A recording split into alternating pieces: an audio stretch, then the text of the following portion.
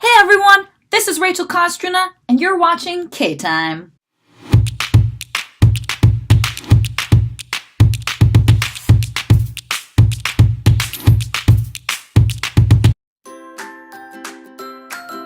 So I leave like a week from today. And I'm really excited. So 2 weeks ago, I was closing Beauty and the Beast with 111 Theater at the Grants Pass Performing Arts Center, which was an awesome show. It was really fun to do. We had a great cast, and I really enjoyed myself. I super missed musicals. Playing Belle was like way more challenging than I thought it was going to be. What else have I done? Shopping and making clothes and cleaning my room and working on packing lists. I've been emailing Julissa, the lady that I'm going to be staying with. She will be my host while in Kenya. Just talking about getting a visa, which I've applied for. Got my shots done, vaccines. I've been spending time in the Word and prayer because this trip is rather daunting.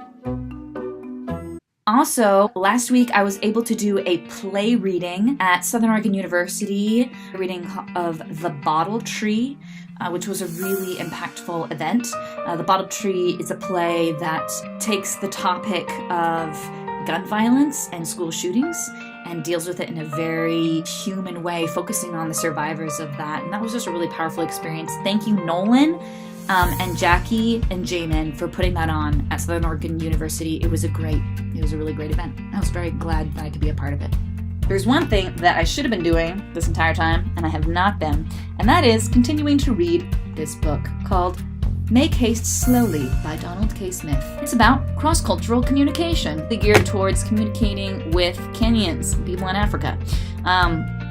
Because the way they talk to each other and the way their social structure is like completely different than America. And maybe in Nairobi, because again, I'm going to be in the capital, it might not be as different as if I was like out in what we picture as Africa, which is like the mud huts and stuff.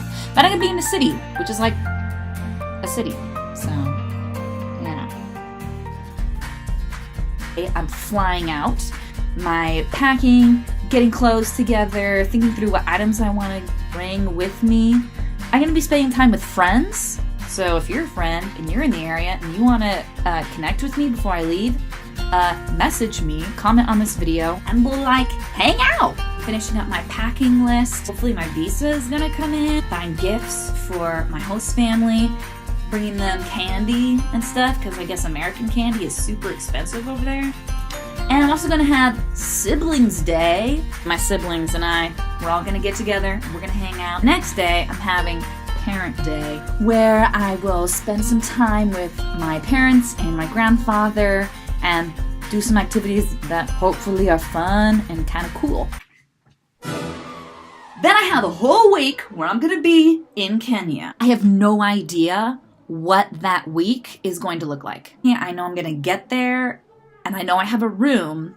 I have no idea what I'm going to be doing for that first week. But I hope that I'm going to see where Julissa works, where I'll hopefully be working over the next 6 months. I hope to meet a friend, someone that I could go out to tea with. My personal goal for myself, my first week in Kenya, is that I would not be afraid to introduce myself to people and to be friendly. When I get in new situations with new people in an environment where I'm not comfortable, I tend to be very standoffish, very, don't mess with me, I'm Rachel,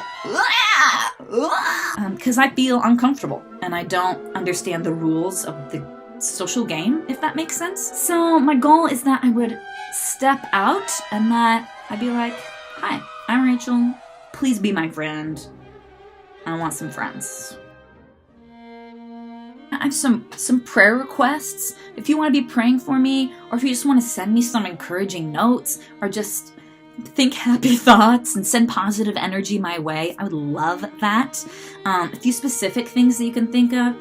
that I would have a good time with my family. Pray that I would make it to Kenya safely. I'm flying out of Portland, going to Amsterdam, and then going down into Nairobi, making that trip by myself, that I would arrive there safely, that all of my luggage would arrive with me, and that there'd be really good first impressions with the people that I'll be staying with and working with. Part of my weekly videos is we're going to have Swahili time, because Swahili is the main language of Kenya. Swahili and English are the two official languages. So my Swahili word for today is jambo, which means hello or goodbye. So, jambo, everyone. If you have any questions that you would like to ask me about my trip, about what these next 2 weeks look like, about what's happened in the past 2 weeks, any questions about being in Kenya that I don't mention in these videos and you are curious about, please comment or message me and I'll get back to you, hopefully, or perhaps answer your question in my next video. Well, that's all. Thanks for joining me. This has been K-Time.